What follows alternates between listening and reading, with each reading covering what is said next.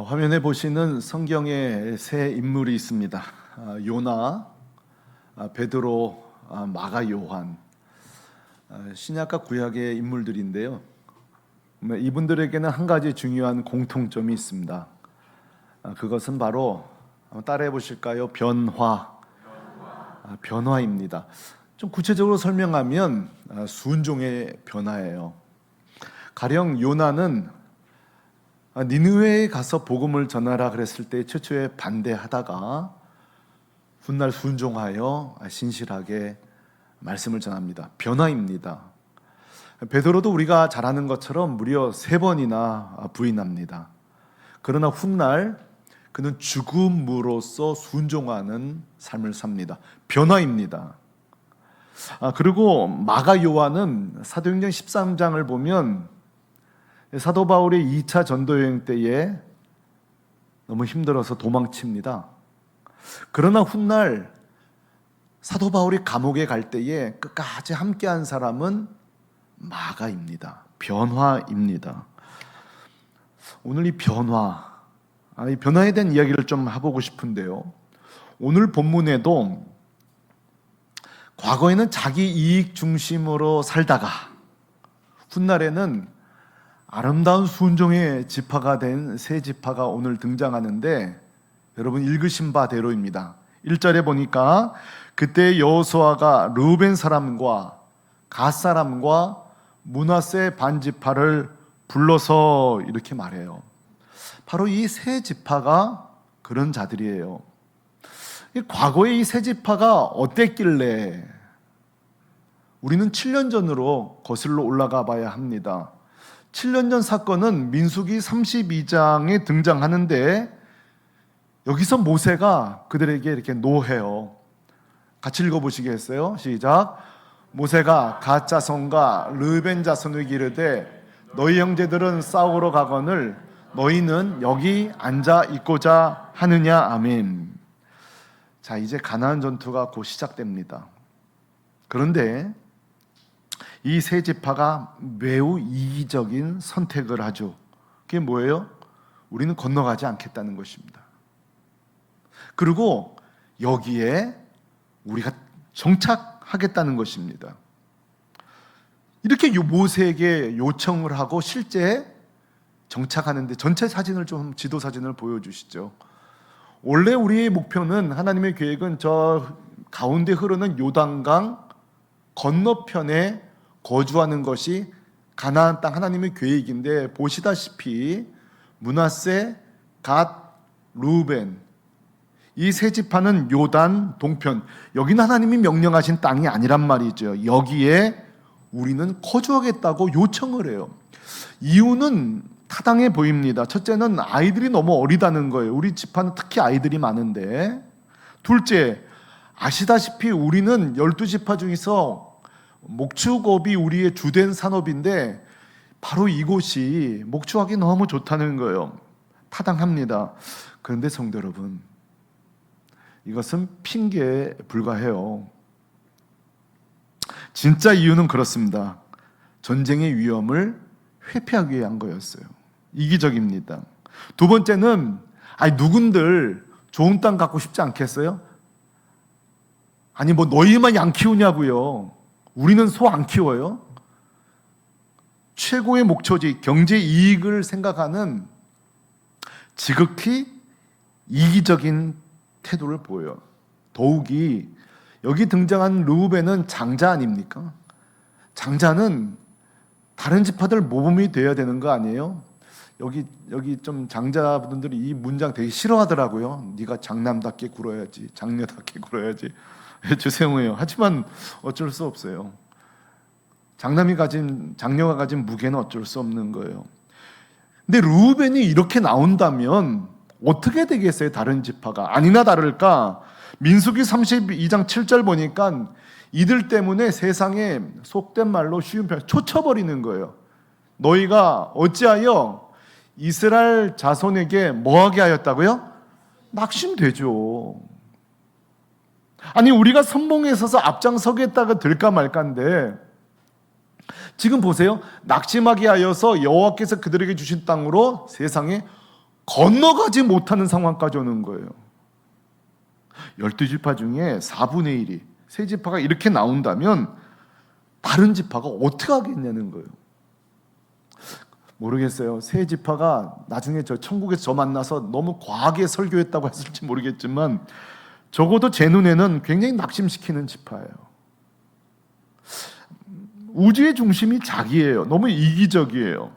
이때 문제는 제가 깜짝 놀란 것은 저 같으면 이거 허락하지 않거든요. 그런데 모세가 허락합니다. 이번에 설교 준비 다시 찾아보니까 하나님이 허락하신 게 아니에요. 모세가 허락합니다. 그 대신 한 가지 조건이 있어요. 그 조건이 뭐냐? 어떻게 보면 두 가지일 수 있겠는데, 자, 21절 상반절과 22절 이건 같이 읽어야 되겠는데요. 다 같이 시작.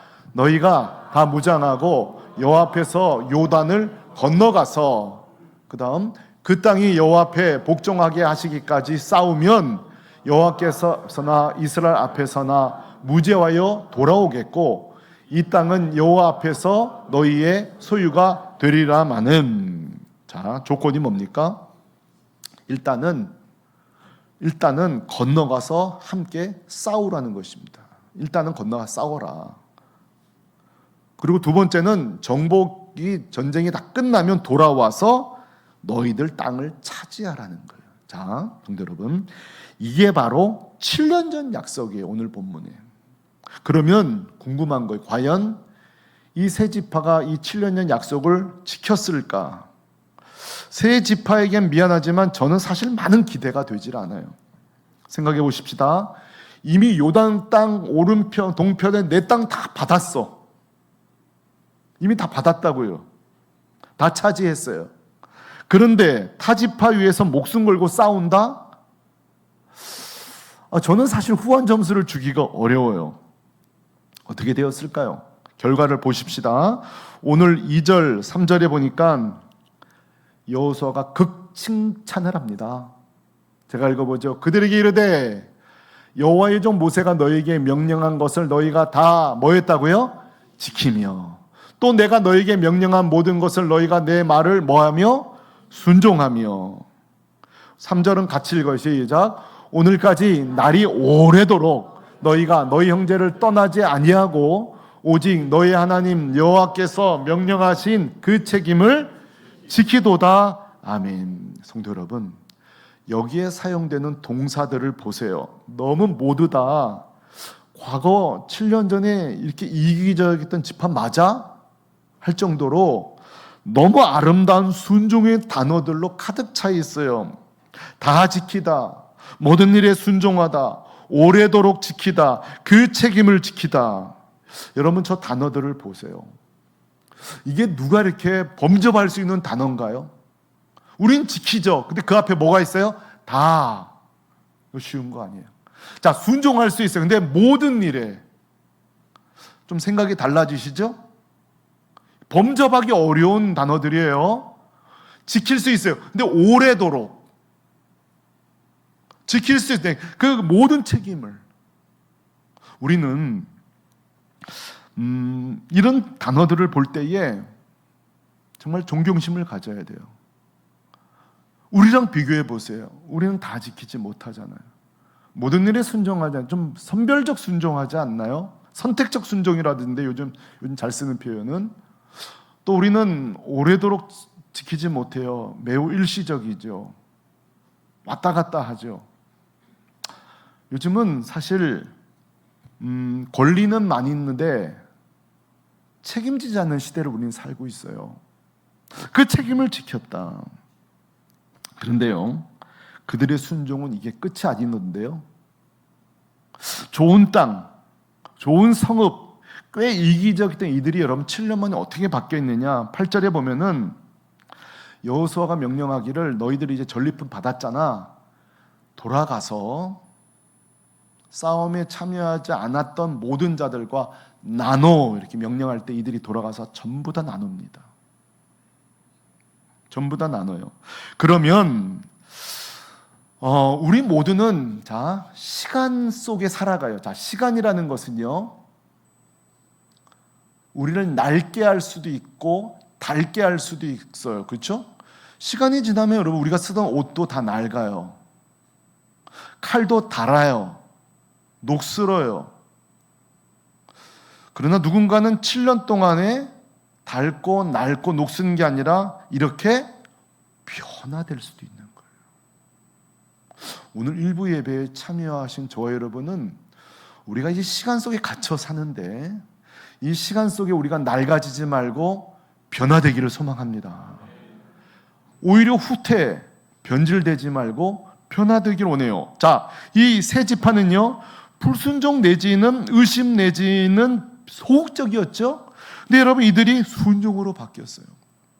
부분적 순종이었던 자가 지금 오랫도록 지속적 순종으로 바뀌었고, 매우 이기적이었던 지파가 지금 매우 이타적인 지파로 바뀌었다는 거예요. 성도 여러분, 저는 잠시 설교를 멈추겠습니다. 왜냐하면 지금 잠깐 좀 점검해야 될 것 같아요. 지금 이 설교가 계속 진행되면 안 돼요. 한번 우리 자신을, 우리의 신앙을 점검할 필요가 있습니다. 나는 요즘 시간 속에 변화되고 있는가, 변질되고 있는가? 치열하게 지금 한번 생각해 보십시오. 지금 설교가 중단됐어요. 작년보다 나는 변화되었는가? 아니, 지난달보다 나는 변화되었는가? 최근 누군가로부터 변하셨는데요? 이런 말을 듣고 있는가? 그게 배우자였으면 더 좋겠고요. 자녀들에게 했으면 더 좋겠고, 샘터 식구들끼리 목사님 변하셨는데요? 장로님 변화되셨는데요? 이런 말 듣고 있나요? 물론 이런 말은 하잖아요. 목사님 변질되셨네요? 이건 이제 속으로 하죠. 속으로. 집에 가서 속으로요. 그런데 이제 여러분 이런 말은 좀 들어야 되지 않겠어요? 장모님 변화되셨는데 바뀌셨는데요. 두 번째로 우리 새물결기에 오신 뒤에 여러분 변화된 부분이 있으신가요? 왜냐하면 우리 교회가 변화를 촉구하는 여러 가지가 많잖아요. 말씀을 보기 원하고, 기도하기 원하고, 선교하기 원하고, 불편함을 감수하기를 원하고, 우리 새물결 다움이 있단 말이에요. 우리의 가치가 있단 말이에요. 좀 손해보더라도 우선순위에 먼저 사역하고. 자, 그렇다면 새물결기에 오신 후 뭐가 변화되셨어요? 또는 새롭게 좀 순종하게 된 영역이 있으신가요? 보통 우리가 좀 정해놓고 순종한단 말이에요. 이건 정말 할 수 없어요. 나는 지금 현재 상황으로는 기도에 나갈 수 없지. 현재 상황으로는 내가 큐티 일주일에 2번밖에 못하지. 근데 이걸 깨는 거죠. 또 깨니까 깨져요. 좀 애써 보니까 큐티가 더 할 수 있네. 이게 뭐죠? 새로운 순종으로 나아가는 거예요. 깨는 거예요. 또 깨진단 말이죠. 고수하는 거죠. 또 하나, 어떤 일을 우리가 할 때에 오늘 말씀처럼 그 책임을 다 지켰다. 오랫도록 다 했다. 자, finished. 자, 내가 어떤 일을 해서 정말 마쳤네 하시는 게 있나요? 저희 교회 제가 참 귀한 분들은 교사들이에요. 10년, 15년. 그래서 그걸 우리가 존경하면서 상패를 드리잖아요. 그거죠. 내가 이 책임을 지켰다.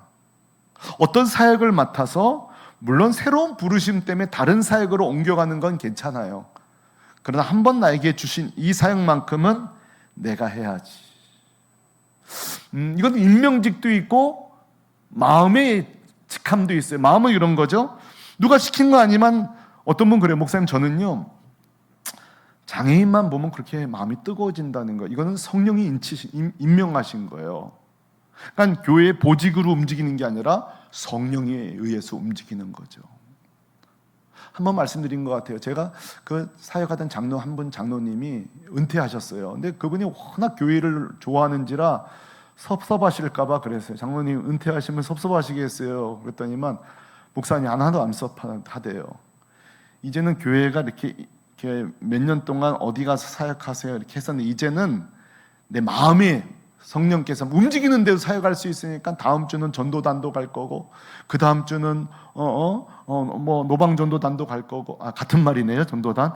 예. 다음에 뭐 봉사단도 갈 거고 뭐 이런 식으로 뭐가 움직이는 대로 가슴이 움직이는 대로. 자, 오늘 이 아침에 변화라는 주제를 가지고 설교했는데 사실은 이게 편한 주제가 아니에요. 변화되고 있습니까? 이 질문이 누가 편하겠어요? 설교하는 제가 편할까요? 여러분님 시선 중에 목사님은 변했나? 이런 시선이 있단 말이에요. 우리 서로 간에. 사실 변화되고 있는가 이 질문은 편한 질문이 아니에요. 사실은 매우 고통스러운 질문이에요.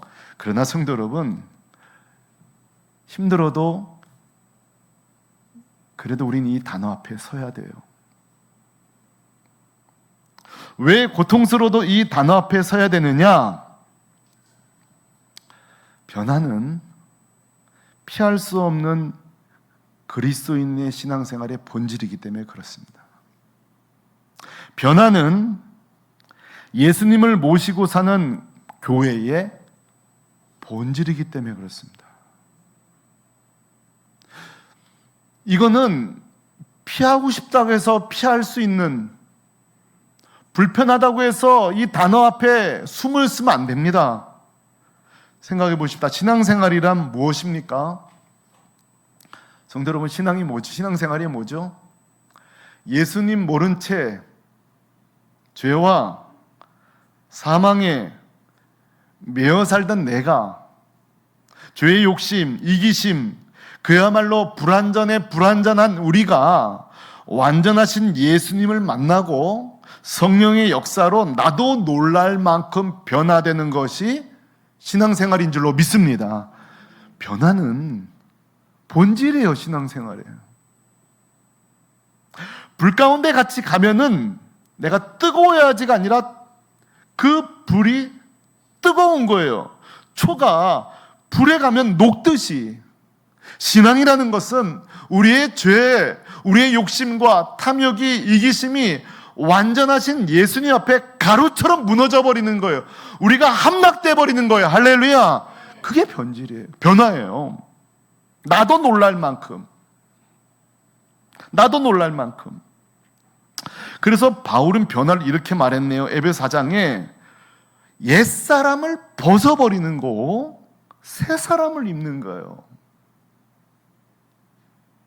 완전히 탈의하는 거예요. 예수님의 옷을 입는 거예요. 그래서 내가 구원받았음을 입으로도 듣고 저 사람 구원의 고백이 있구나 하지만 그 우리의 삶을 통해 우리가 구원받았음을 목격하는 거예요. 이 부분은 우리 고진문 강사님이 수요예배 설교를 들으시면 자세히 나와 있어요. 삶은 구원의 목격자예요. 삶이 이 사람 구원받았어 하고 외치고 있다고요. 교회 생활은 또 무엇입니까? 이런 제자가 있었습니다. 목사님, 나는요 우리 아버지가 예수 믿고 변화되면 내 손에 뭘 찢어요? 어떻게 잘 알아요? 그 아버지가 교회 나왔습니다. 근데 잘 안 찢어지던데요, 손에.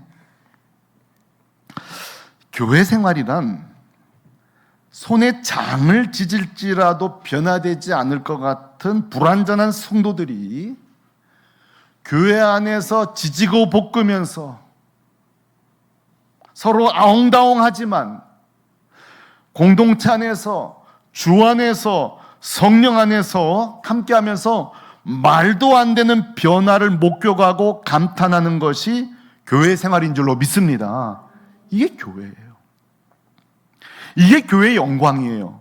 교회의 영광이란 불완전한 우리가 변화되고 성화되는 변화를 통해 서로를 보며 하나님 살아계시네, 진짜 이게 성령의 역사구나 하고 탐복이 터져 나오는 거예요. 할렐루야.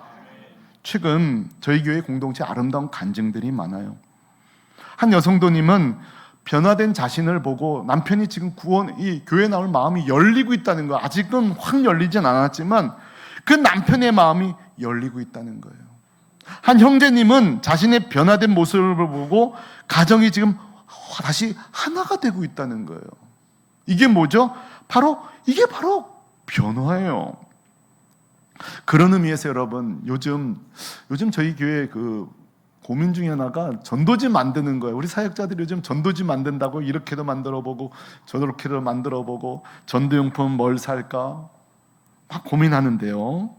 사실 최고의 전도지는 우리 자신이어야 해요. 변화된 우리 자신 말이에요. 근데요, 또 위험한 얘기 해드릴까요? 우리가 최고의 전도지면서 또 전도의 방해자도 우리 자신일 수 있어요.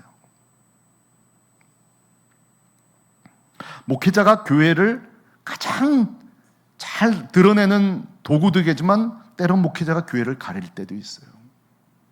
우리는 굉장히 위대하고 한편은 위험한 존재예요. 교회는 굉장히 위대하고 굉장히 위험한 존재예요. 하나님의 영광을 돌리기도 하고 영광을 가리는 정도가 아니라 수치를 죽일 수도 있어요. 저희 교회가 50주년을 맞이해서 교회 유치부실, 주방 바닥공사, 지붕공사, 스크린 교체, 음향기기 보수 해요. 오해 없기를 바래요. 제가 이런 거에 관심 있는 게 아니라 지금 미뤄뒀던 걸 이제 하는 중이에요. 지금 오래전부터 해야 될 것들을 미뤄두었던 거죠. 지금 어떻게 보면 계속 공사 중인데요. 혹시 우리의 영적 공사는 미루고 있지 않나요? 지금 교회 건물들은 막 변화되고 있는데 정작 나는 변화되고 있나요? 내 성품 공사, 인품 공사, 영적 공사는 미루고 있지 않나요? 50년 맞이해서 우리 교회는 점점 멋지게 바뀔 거예요. 저는 기준이 있어요. 사치하지 않되 꼭 필요한 거는 공사 반드시 한다. 그리고 조금만 욕심내서 그냥 이 상태에서 조금 더 다듬고 싶죠. 근데 성도 여러분, 그거 아세요? 우리 교회 건물에서 제일 멋진 인테리어는 바로 여러분이셔야 합니다.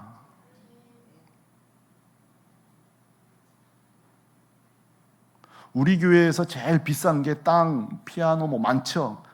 제 생각에 우리 교회 자산 중에 제일 비싼 건 여러분이세요. 여러분이 우리의 교회에 가장 비싼 자산이세요. 우리의 유산이세요. 물론 첫째는 우리 예수님이고요.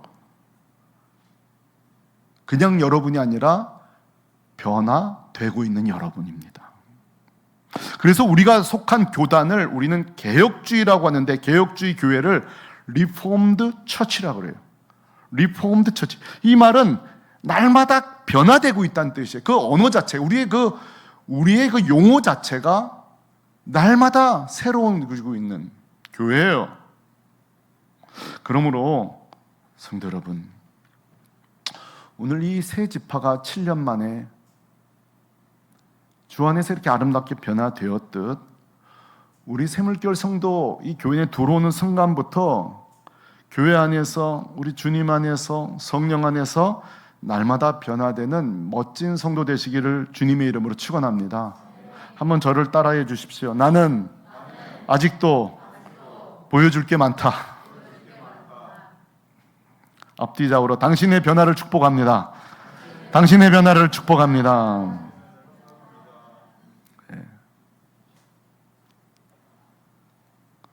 이처럼 새 지파가 지금 칭찬을 받고 이제 귀환하는 거예요. 박수 치면서. 근데 여호수아가 귀환하려는 이 자를 잠시 멈추고 굉장히 중요한 명령을 하나 놓쳤는지 이렇게 얘기를 해요.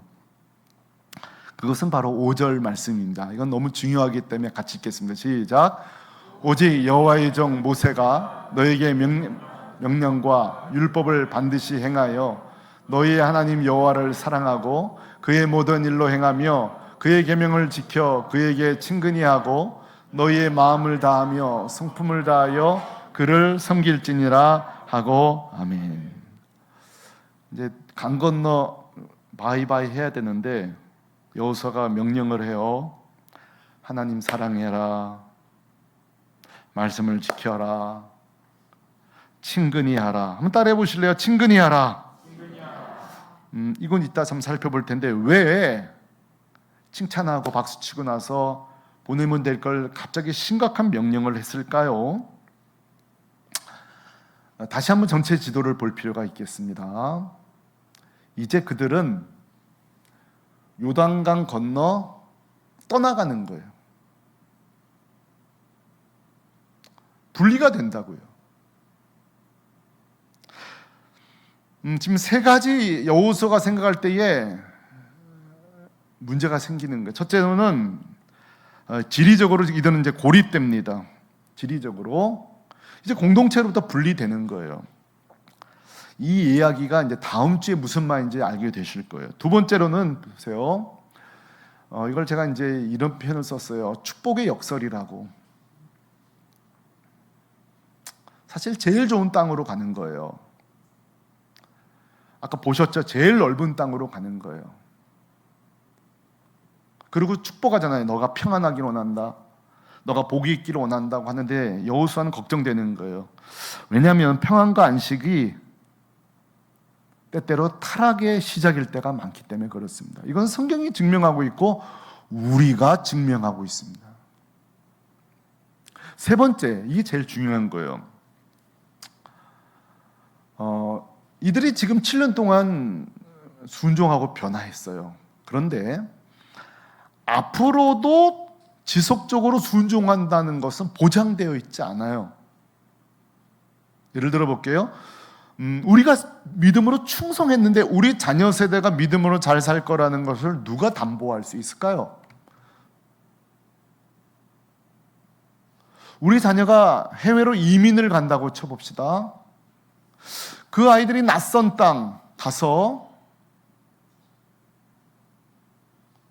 믿음 생활 잘할다는 것을 뭘로 담보할 수 있을까요? 사실은 쉽지 않습니다. 그래서 지금 여호수아는 이들의 순종이 일시적 순종으로 끝나지 않기 위해 지속적 변화를 위해 지금 영적인 문화를 그들에게 형성하라고 말하는 거예요.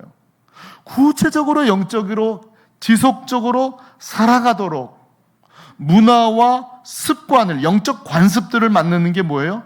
말씀을 가까이 해라, 하나님을 사랑해라, 그 율법을 지켜라.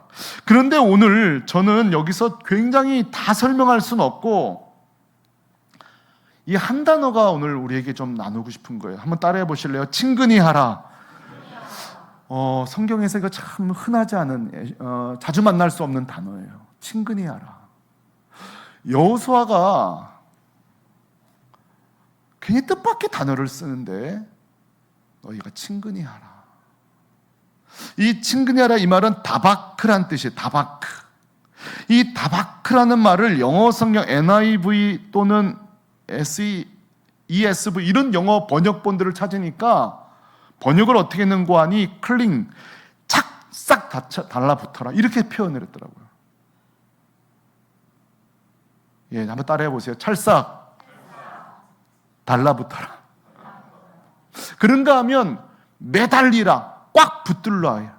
그래서 이 다바크란 단어가 성경에 몇 번 쓰이는데 창세기 2장 24절에 여기에 이 단어가 쓰였더군요. 이러므로 남자가 부모를 떠나 그의 아내와 뭐하여? 합하여. 이게 다바크예요. 그러니까 떨어질 수 없이 찰싹 달라붙은 관계. 이 부부의 이 한 몸, 이것을 지금 어디다 적용하니? 하나님과 너희들이 한 몸, 하나님께 찰싹 달라붙으라는 거예요. 변화는 뭐예요? 다른 거 없어요. 우리가 차가워지지 않기 위해서는 불 가운데 가야 되듯, 떨어져 있는 장작이 식지만 이 식은 장작이 다시 벽난로 속에 들어갈 때 타오르듯, 우리의 변화의 담보는 하나밖에 없어요. 변화의 주체 되시는 하나님께 클린, 다박, 찰싹 달라붙는 저와 여러분 되시기를 축복합니다. 그거밖에 없는 거예요. 다박, 이거밖에 없는 거예요. 두 번째로 이 다바크가 언제 쓰이냐면 룻기서 1장 14절에 룻이 시어머니가 했던 말 속에 들어있어요. 제가 읽어보죠. 그들이 소리를 높여 다시 울더니 오르바는 그의 시어머니 입맞추되 롯은 그를 뭐 했다고요? 붙쫓았더라. 이게 다바크예요. 이게 뭐냐면 꽉 붙드는 거예요. 시어머니 하면 하나님은 내 하나님입니다. 시어머니의 그 나라가 내 나라입니다. 나는 분리될 수 없습니다. 꽉 붙들고 있는 거예요. 신앙생활은 너무 정직해요.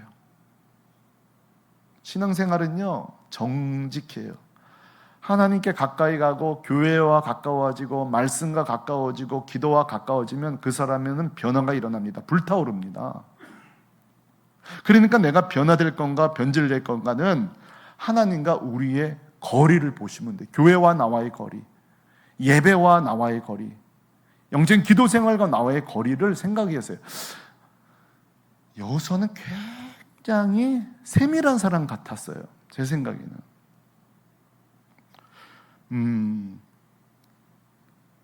성도 여러분, 우리는 앞으로도 두 가지 선택할 거예요. 변질되거나 변화되거나 할 거예요. 그 분기점은 다바크예요. 다바크. 누구에게 찰싹 붙어 있는가? 누구를 꽉 붙잡느냐? 세상을 다바크할 것인가?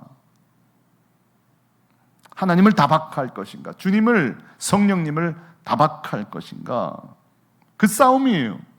요즘 감사한 것은 우리 교회에 다바크 성도들이 많이 나와요. 금요일 날도 점점 기도에 더 기도하고자 하는 열망하는 이 다바크 성도들, 열심히 큐티하는 우리 사역자들도, 목사님 제가 큐티를 매일 하겠습니다. 다바크하는 우리 사역자들. 이번에 어떤 분이 암송대회를 마치면서, 목사님 암송대회를 하면서 그 말씀이 나를 꽉 붙드는 걸 경험한다는 거예요. 할렐루야. 말씀이 나를 붙드는 걸 경험하는 거예요. 이번에 말씀 암송대회 얼마나 이 후일담이 많을 것 같아요. 후일담이. 여기저기 말씀을 붙드는 분들, 어떤 분은 주일 설교를 다 적고요, 혹시 내가 놓친 게 있는가 해서 설교를, 영상을 다시 보면서 다시 적는다는 거예요. 그런 분이 어떻게 변화되지 않을 수 있겠어요? 어떻게 변질되겠어요? 성도 여러분, 우리는 가만히 있으면 변질됩니다. 가만히 있으면 변질돼요.